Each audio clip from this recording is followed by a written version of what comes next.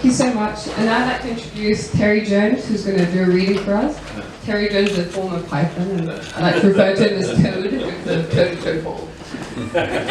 Your old heroine has returned the Moonstone, the sacred Indian diamond stolen by her great-great-grandfather, George Abercrombie, to the Temple of the Moon in Gujarat, India.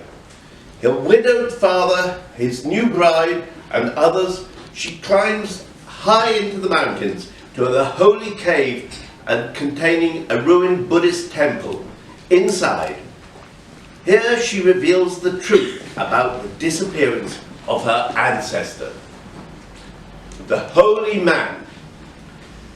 "It's very beautiful, Lizzie," her father said as they neared the cave in the mountains. "But I still don't understand why you brought us up here." Lizzie smiled mysteriously. "You'll see," was all that she would say for the time being. They'd met up with the Raja at his palace in Barvela, and had been joined by Shah Mustaq Ali, who had acted as their guide on the way, showing them the Ashokan inscriptions on the huge flat rock at the bottom of the mountain.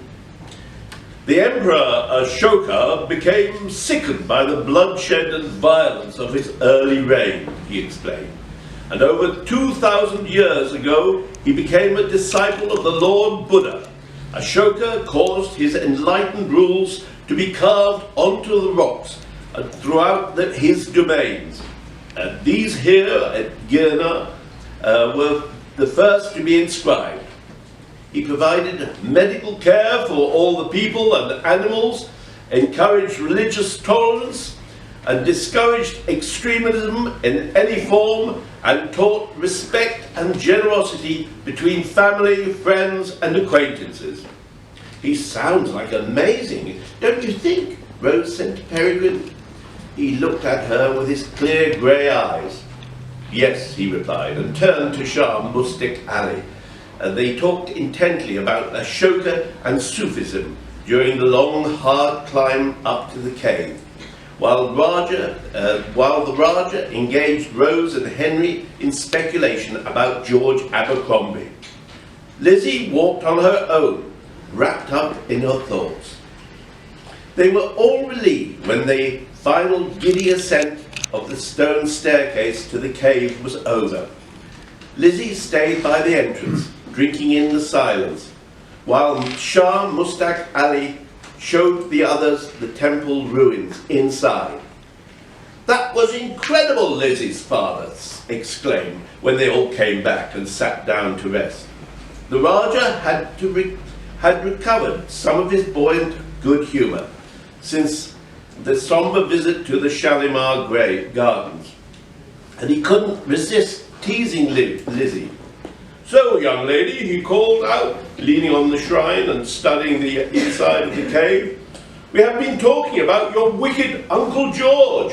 Your father tells me he murdered somebody in his London club. Damn bad form, I'd say. I'd hope they blackballed him, the blighter." "On the contrary, it seemed they covered up for him," Henry murmured. "Uncle George disappeared," Lizzie told the Raja. "So I hear, and don't suppose that you know where he is, where he went?" "I do, actually," Lizzie said. All eyes turned to her. "Where?" asked the Raja. "You're sitting on his grave." The Raja sprang off the shrine as if he had received an electric shock. "You're joking, surely," he spluttered. The others laughed uneasily. "No, I'm not," Lizzie replied, taking a printout from her pocket and unfolding it. "Listen," she reads from the journal of George Abercrombie. "After I fled the Turkish baths, the cash with which I had thought to pay off Babrolian was more than enough to buy a last-minute place on a steamship from London to Bombay. Assuming the role of a devout pilgrim of no particular religion, I mumbled my prayers and chanted meaningless incantations all the way across the Arabian Sea. until we arrived off the coast of Gujarat. Stealing a lifeboat in the middle of the night was simplicity itself. And soon I found myself in the back of an ox cart heading for Barvela and Leela. I confess that Mavrolian had left me caught in a web of contradictions. As far as Leela was concerned and her family, I had deserted and dishonoured her. While Mavrolian had lied to me about Leela's death, the fact remains that I had married Penelope. I resolved to reveal myself initially only to Dina Nath, who had been our loyal servant all through my marriage to Leela. I tracked him down in Barvela. He fell to his knees when I told him who I was, and most touching scene ensued. It was as if I had come home, only it wasn't home, far from it. There was no way he could break it to me gently.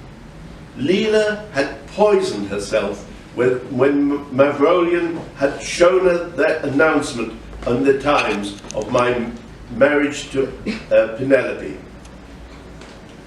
But I had only agreed to marry Penelope because Leela was already dead, surely.